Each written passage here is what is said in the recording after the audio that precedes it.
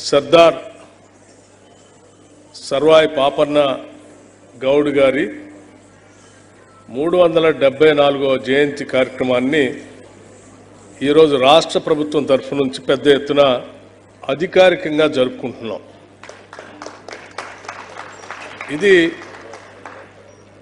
బలహీన వర్గాల పట్ల ఈ రాష్ట్ర ప్రభుత్వానికి ఉన్నటువంటి నిబద్ధత, చిత్తశుద్ధి అని కూడా ఈ సందర్భంగా మీ అందరికీ నేను మనవి చేస్తూ ఉన్నాను.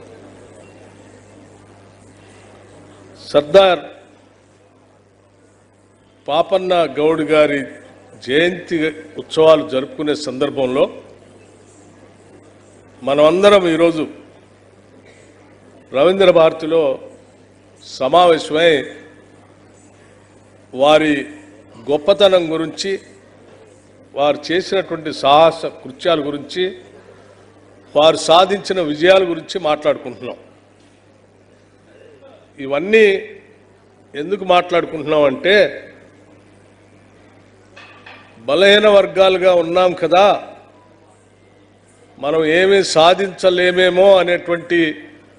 ఆత్మన్యూనతా భావంలో ఉన్నటువంటి బలహీన వర్గాలందరికీ అలా కాదు, ఎన్ని ఇబ్బందులున్నా,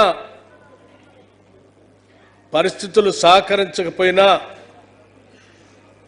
ఆర్థిక వ్యవస్థ అనుకూలంగా లేకపోయినా, రకరకాల ఇబ్బందులున్నా,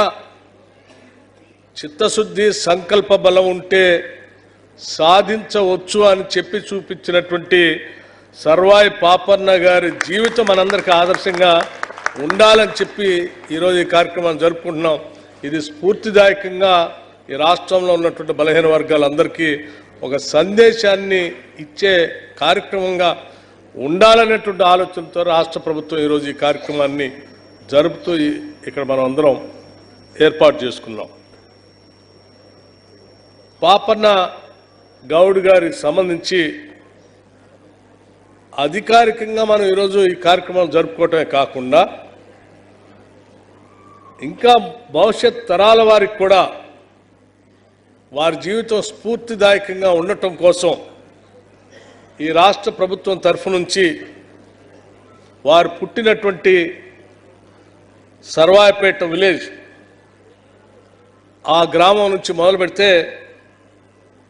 పక్కనున్నటువంటి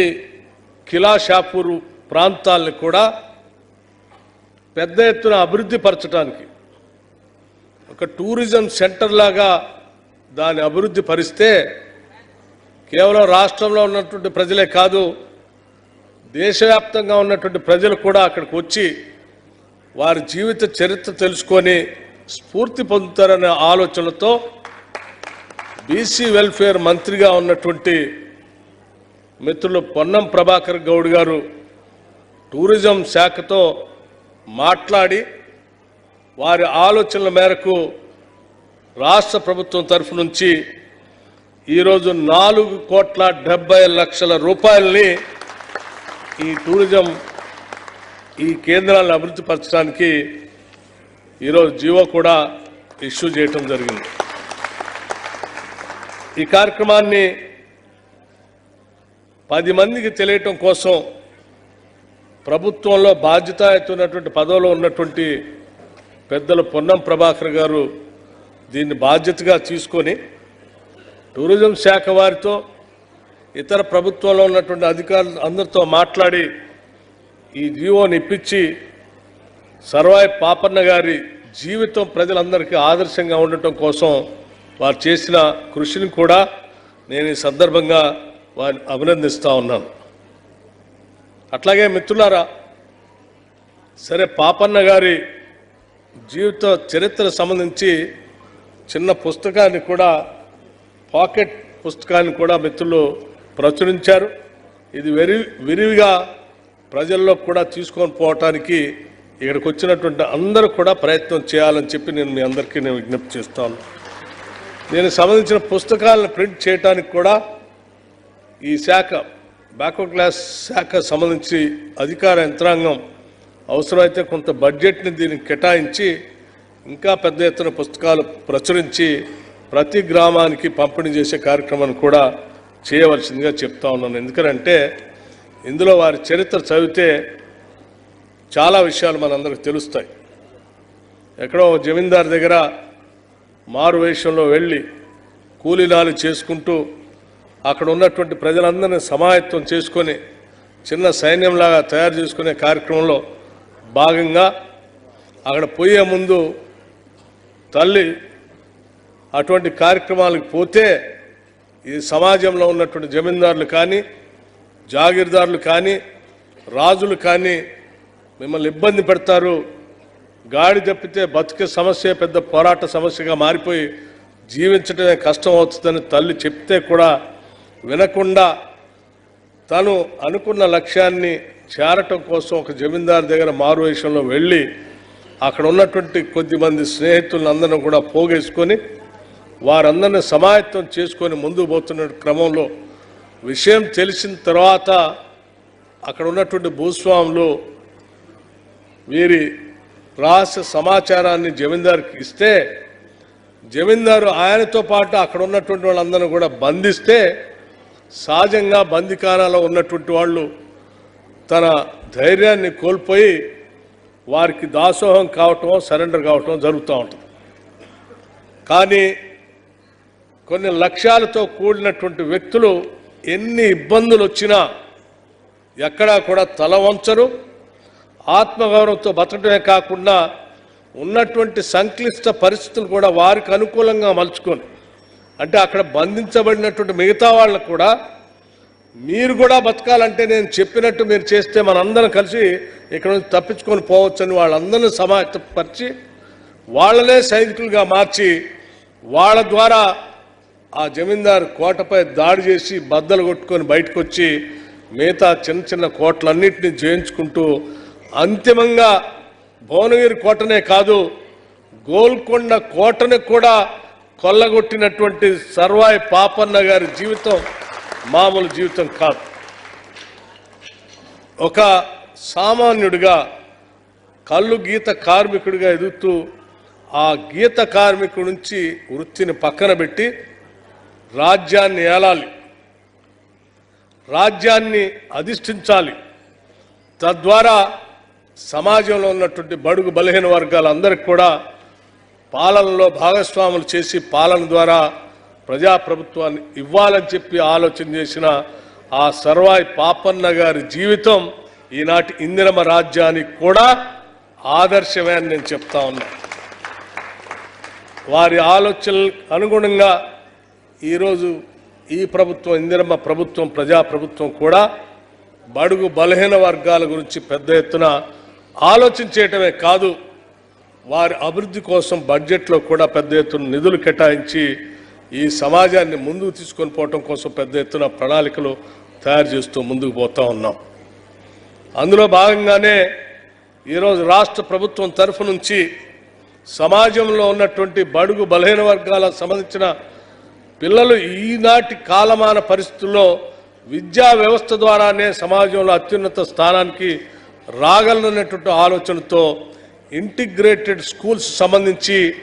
దాదాపు 5,000 కోట్ల రూపాయలతో ఈ సంవత్సరం ఇంటిగ్రేటెడ్ స్కూల్స్ కట్టించే కార్యక్రమానికి రాష్ట్ర ప్రభుత్వం నాంది పలుకుతూ ముందుకు పోతాం. ప్రతి శాసనసభ నియోజకవర్గంలో నాలెడ్జ్ సెంటర్స్ పెడుతూ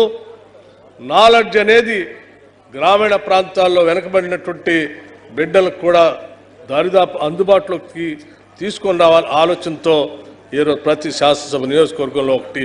సెంటర్స్ పెడతా ఉన్నాం. ఈరోజు సర్వాయి పాపన్న గారి జీవితం డెఫినెట్గా అంటే ఈరోజు ప్రజాస్వామ్య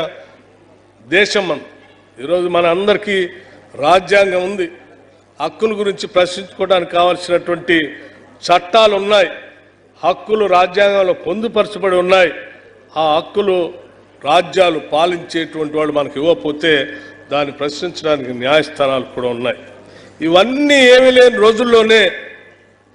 ఈ హక్కుల కోసం పోరాటం చేసినటువంటి పాపన్న గారి జీవితం నిజంగా చాలా గొప్ప ఆదర్శవంతమైనటువంటి జీవితం. వారు పడినటువంటి కష్టాలు ఇబ్బందులు మనందరికీ తెలిసినాయి. అటువంటి కష్టాల్లో కూడా విజయాలు సాధించినటువంటి జీవితం మనకి స్ఫూర్తిదాయకం కావాలని, ఎంత స్ఫూర్తిదాయకం కావాలంటే భారతదేశాన్ని మొత్తాన్ని కూడా పాలించిన మొఘల్ చక్రవర్తులు కూడా పాపన్న గారి పైన దాడి చేస్తే ఆ దాడిలో వారు మొఘల్ చక్రవర్తులకు సంబంధించిన సైన్యమే ఓడిపోయింది తప్ప పాపన్న గారు మాత్రం ఎక్కడా లొంగలేదు, ఓడిపోలేదు. అంటే సామాన్యులందరినీ పోగేసుకొని అతిపెద్ద మొఘల్ చక్రవర్తుల సైన్యాన్ని కూడా ఎదిరించి నిలబడినటువంటి శక్తి సామర్థ్యాలు కలిగినటువంటి పాపన్న గారి జీవితం చాలా సింపుల్గా మనందరికీ అర్థమయ్యేటట్టుగా చెప్తాం. మనమందరం సామాన్యులు సైతం సంకల్ప బలం ఉంటే అనుకున్న లక్ష్యాలను సాధించవచ్చని స్ఫూర్తిదాయకం ఉన్నటువంటి వారి జీవితం తప్పనిసరిగా ఈ రాష్ట్ర ప్రభుత్వం ప్రజలందరికీ దగ్గరలోకి తీసుకొని పోవడం కోసం ప్రయత్నం చేస్తుందని, దీనికి కావాల్సినటువంటి బడ్జెట్ పరంగా ఎటువంటి అవసరాలు ఉన్నా మన ట్రాన్స్పోర్ట్ బ్యాక్వర్డ్ క్లాసెస్ మంత్రి గారు ఉన్నారు, వారు ఒక ఆలోచన చేసి ప్రభుత్వ దృష్టికి తీసుకొని వస్తే తప్పనిసరిగా బడ్జెట్ కేటాయించడానికి కూడా ఎటువంటి ఇబ్బంది లేదని చెప్పడమే కాకుండా పాపన్న గౌడ్ గారి సర్దార్ పాపన్న గౌడ్ గారి విగ్రహాన్ని కూడా పెట్టాలి, నగరం నడిబొడ్డున విగ్రహం ఉండాలి, దానికి కావలసిన విధంగా ఏర్పాట్లు కావాలని చాలామంది పెద్దలు అడుగుతూ ఉన్నారు. నేను పొన్నం ప్రభాకర్ గౌడ్ గారికి ఆ బాధ్యత కూడా అప్పచెప్తా ఉన్నాం. ఎక్కడ విగ్రహాన్ని పెట్టడానికి అవకాశం ఉంటుందో ఆ స్థలాన్ని, ఆ విగ్రహానికి కావాల్సిన ఏర్పాట్లకు సంబంధించిన ఒక ప్రణాళికను తయారు చేసుకొని ప్రభుత్వ దృష్టికి తీసుకొని వస్తే వాటన్నిటినీ చేయటానికి ప్రభుత్వం సిద్ధంగా ఉందని, మరీ ముఖ్యంగా ఈ రాష్ట్ర ముఖ్యమంత్రి రేవంత్ రెడ్డి గారు కూడా వారి సందేశాన్ని కూడా మీ అందరికీ చెప్పమని, పాపన్న గౌడ్ గారి ఆలోచనలే ఈ రాష్ట్ర ప్రభుత్వ ఆలోచనలుగా ఈ ప్రభుత్వం పాలన చేస్తుందని చెప్పి